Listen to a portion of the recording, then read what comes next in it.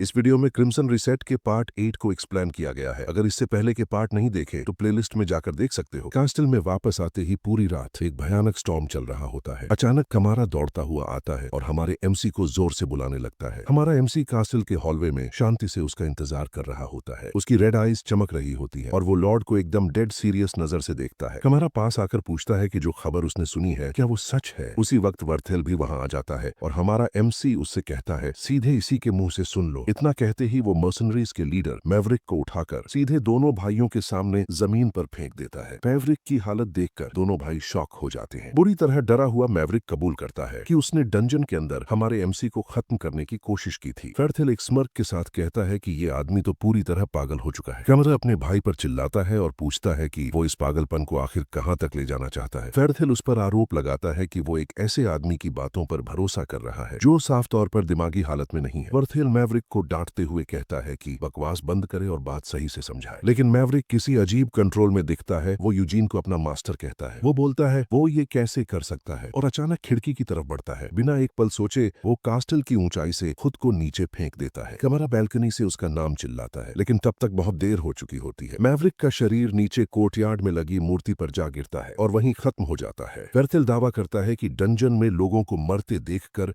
वो आदमी पागल हो गया था, लेकिन कमरा उसे घूरते हुए कहता है कि उसे ये अजीब लगा कि वर्थेल इस घटना के बाद इतना रिलीव्ड क्यों दिख रहा है। फेर्थेल चिढ़ जाता है और कहता है कि हमारा एमसी भी उसी जैसा है। वो सवाल करता है कि क्या उसके अंदर एक नाइट जैसी कोई प्राइड भी है। हमारा एमसी शांति से पलटकर पूछता है क्या तुम सच में अपने ऑनर पर खुद को इनोसेंट कह सकते हो। डरते हुए वर्थेल हकलाता है, लेकिन फिर भी खुद को हर आरोप से बेगुनाह बताता है। तभी हमारा एमसी उसे ट्रायल बाय कॉम्बैट का चैलेंज देता है और हल्की मुस्कान के साथ कहता है कि दोनों अपनी ऑनर और ट्रूथ को दांव पर लगाएंगे, एक नाइट की तरह। फेर्थेल ये सुनकर गुस्से और शॉक में खामोश हो जाता है। ड्यूएल के दिन कास्टल के सर्वेंट्स आपस में गॉसिप कर रहे होते हैं। वो कहते हैं कि वर्थेल हमेशा ट्रबल करता है, लेकिन इस बार वो हद से आगे निकल गया। एक मेड पूछती है कि टारगेट कौन था, तो दूसरी बताती है सर जॉन यूजीन। इसी तरह कास्टल कोर्टयार्ड में फेर्थेल हमारे एमसी के सामने ड्यूल के लिए खड़ा होता है। गंभीर चेहरे के साथ वो अपनी सोर्ड थामता है। कमारा सामने आकर घोषणा करता है कि इस कॉम्बैट के जरिए सच्चाई तय की जाएगी और ईश्वर की इच्छा के अनुसार जीतने वाला ही सच का हकदार होगा। हमारा एमसी अपनी सोर्ड पकड़कर फाइनल ड्यूल के लिए तैयार हो जाता है। अचानक वर्थेल आगे बढ़कर एक जबरदस्त वार करता है। पूरी ताकत से सोर्ड नीचे गिराता है ताकि फाइट वहीं खत्म हो जाए, लेकिन हमारा एमसी बिल्कुल काल्म रहता है। वो सिर्फ एक हाथ से हमला रोकता है और वर्थेल की ब्लेड को तोड़ देता है। इसके बाद दोनों के बीच तेज और ब्रूटल सोर्ड एक्सचेंज होता है। चारों तरफ स्पार्क्स उड़ने लगते हैं। हमारा एमसी खामोश रहता है, ठंडी नजर से अपने ओपोनेंट को देखता हुआ। अचानक उसके दिमाग में पास्ट की मेमोरीज चमकती है। वो याद करता है कि कैसे उसे एक क्रीचर ने पूरे 10 साल तक हंट किया था। गुस्से में उसकी ऑरा बदल जाती है और वर्थेल समझ ही नहीं पाता कि उसके सामने क्या हो रहा है। कुछ ही पलों में हमारा एमसी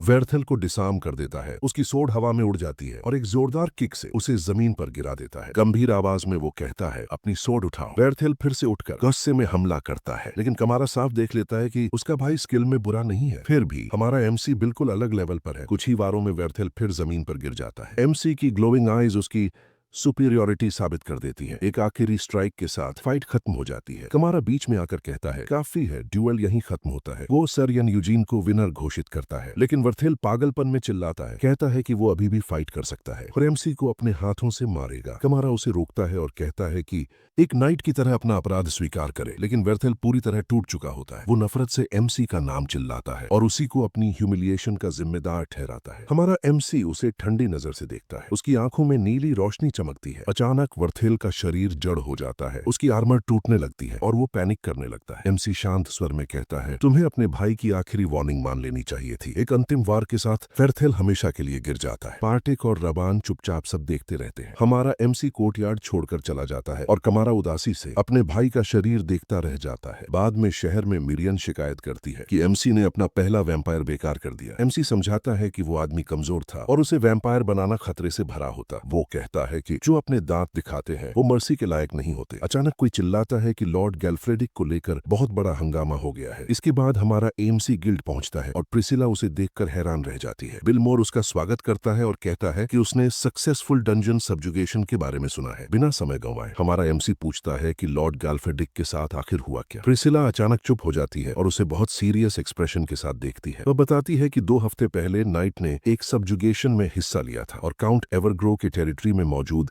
एक लैबिरिंथ के अंदर वह अकेले ही गायब हो गया। इसके बाद हमारा एमसी उसी जगह की ओर निकल पड़ता है ताकि सच्चाई का पता लगा सके। डिटरमिन्ड लुक के साथ वह अपने पुराने कॉमरेड को खोजने की तैयारी करता है। शहर पहुंचने के बाद वह एक मैंशन में जाता है जहां एक नोबलमैन उसका स्वागत करता है। वह अपना परिचय लॉर्ड जेविन के रूप में देता है और हमारे एमसी का स्वागत करता है। हमारा एमसी भी उसे ग्रीट करता है और लॉर्ड जेविन उसे अंदर बैठकर बात करने के लिए इन्वाइट करता है। जेविन एवरग्रो फैमिली का एल्डेस्ट सन है और काफी फ्रेंडली लगता है। वह एक्सप्लेन करता है कि गैल्फेडिक की ग्रीड की वजह से वह अपर लेवल्स में अकेले चला गया। हमारा एमसी उसके शब्दों को सस्पिशियस लुक के साथ दोहराता है। जेविन कंफर्म करता है और कहता है कि दुर्भाग्य से उस जगह को पिछले 100 सालों से किसी ने टच तक नहीं किया है। वह यह भी बताता है कि उस लैब्रिंथ का मास्टर जो पूरी जगह को रूल करता है वहीं रहता है। तभी अचानक एक और आदमी आता है और कहता है कि गैल्फेडिक ने सबके लिए ट्रबल खड़ा कर दिया। जेविन उसका परिचय सर लुगेट्स के रूप में कराता है जो उसके डोमेन का नाइट है। लुगेटिस हमारे एमसी को ग्रीट करता है और कहता है कि उसने उनके ड्यूल के बारे में सुना है। स्माइल के साथ वह रिवील करता है कि दोनों के बीच एक इंटरेस्टिंग कॉमन पॉइंट है क्योंकि उसने भी फैमिली टूर्नामेंट में गैल्फेडिक को हराया था। जेविन माफी मांगते हुए कहता है कि इससे बस यह साबित होता है कि वह नाइट कितना वैल्यूएबल था। फिर वह पूछता है कि क्या हमारे एमसी और गैल्फेडिक के बीच गहरी फ्रेंडशिप थी। हमारा एमसी कोल्ड लुक के साथ इसकी पुष्टि करता है जिससे मिरियन इरिटेट हो जाती है। जेविन कहता है कि एक दोस्त के लिए इतनी दूर आने पर वह हमारे एमसी को पूरा सपोर्ट देगा। वह यह भी एक्सप्लेन करता है कि अगर सर्च 1 महीने से ज्यादा चली तो गैल्फेडिक को ऑफिशियली मरा हुआ डिक्लेयर कर दिया जाएगा। साथ ही वह बताता है कि 3 हफ्ते पहले ही गुजर चुके हैं और अब ज्यादा होप नहीं बची है। हमारा एमसी लॉर्ड को सीरियस और डिटरमिन्ड नजरों से देखता है और बिना समय गंवाए तुरंत लैबिरिंथ के लिए निकलने को खड़ा हो जाता है। जेविन कहता है कि वह 3 दिन में सब्जुगेशन पार्टी तैयार कर देगा और हमारे एमसी से रिक्वेस्ट करता है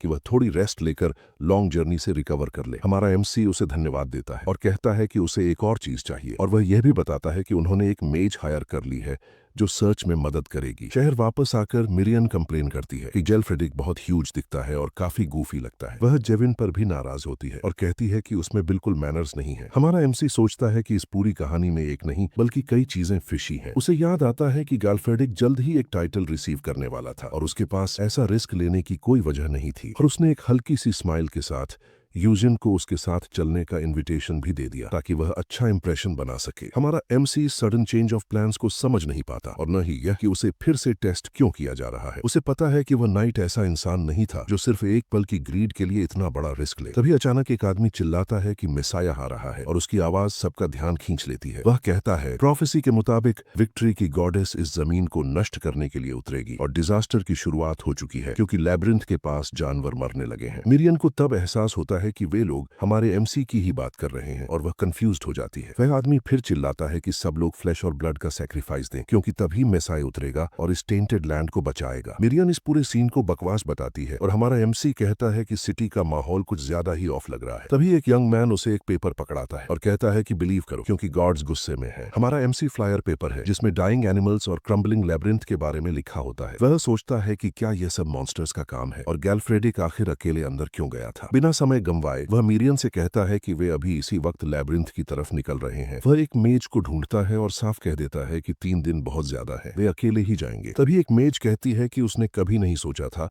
कि वह ऐसी जगह पर किसी वैम्पायर को देखेगी। हमारा एमसी चौंक जाता है और सोचता है कि उसने उसकी असली आइडेंटिटी कैसे पहचान ली। हल्की सी स्माइल के साथ मेज बताती है कि वैम्पायर्स को तो एक्सटिंक्शन तक हंट कर लिया गया था और फिर वह उसे टॉन्ट करती है कि वह ब्रॉड डे लाइट में कैसे घूम रहा है। ये सुनते ही हमारा एमसी गुस्से में आ जाता है और मेज को गले से पकड़ लेता है। उधर वही आदमी पेन भरी आवाज में फिर चिल्लाता रहता है कि मिसाया आ रहा है। मेज हमारे प्रोटैगनिस्ट की स्ट्रेंथ महसूस करती है और उसकी रेड आइज चमकने लगती है। हमारा एमसी पूछता है कि उसने उसे इतनी जल्दी कैसे पहचान लिया और धमकी देता है कि अगर उसने जवाब नहीं दिया तो वह उसकी गर्दन तोड़ देगा। मेजे घबराकर कहती है कि वह सब बताएगी, बस उसे छोड़ दे। काफी मुश्किल से वह बताती है कि वो एक ब्लड शैडो है। मिरियन को यह नाम जाना पहचाना सा लगता है और अचानक फेरी को याद आ जाता है कि उसने यह नाम कहाँ सुना था। वह घबराकर चिल्लाती है कि एमसी रुक जाए और मेज को मारे नहीं क्योंकि वह ब्लड शैडो स्कूल की मेज है। वह बताती है कि यह मेजेस का ऐसा ग्रुप है जो जनरेशन से वैम्पायर्स की सेवा करता आया है। ग्रिप के दबाव से मेज बेहोश हो जाती है। होश में आने पर वह शिकायत करती है